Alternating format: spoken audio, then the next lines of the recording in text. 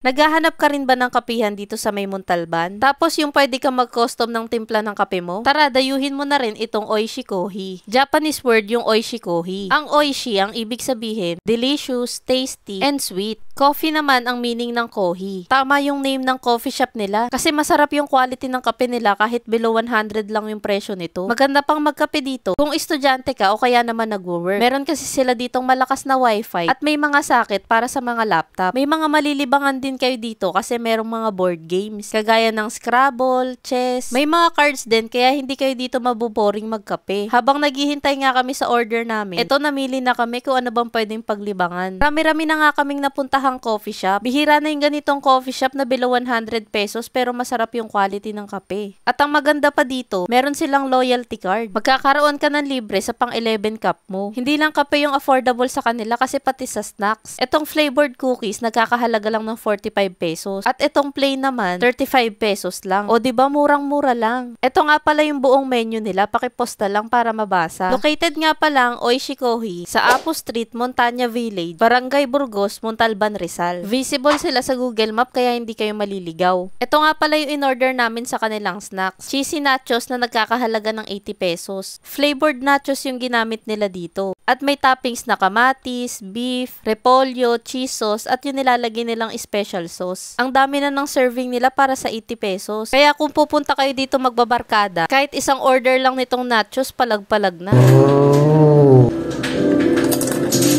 Yung tinry namin sa kanilang coffee, itong cafe latte na nagkakahalaga ng 90 pesos. At sinubukan ko rin yung kanilang Oishi Special. Pasado sa panlasa namin yung mga kape nila. Nararamdaman ko nang mapupuno namin yung loyalty card. Kasi paniguradong babalik-balikan nyo talaga yung kape nila. Balita ko nga rin pala, may masarap silang carrot cake na tinda dito. Kaso sayang nung pagpunta namin, wala. Sana sa susunod matikman ko na. Sa ngayon, itong cookies muna yung in-order ko. The best itong kapartner ng coffee. Guys, naka-air condition nga pala tong coffee shop pa. Kaya mas komportableng magkape dito. Sa susunod na punta namin, itatry naman namin yung custom cup. Sa mga suki ng Oishikohi at nakatry na ng custom cup, ano yung marerecommend nyo sa aming timpla? Palagay naman sa comment section para itry din namin.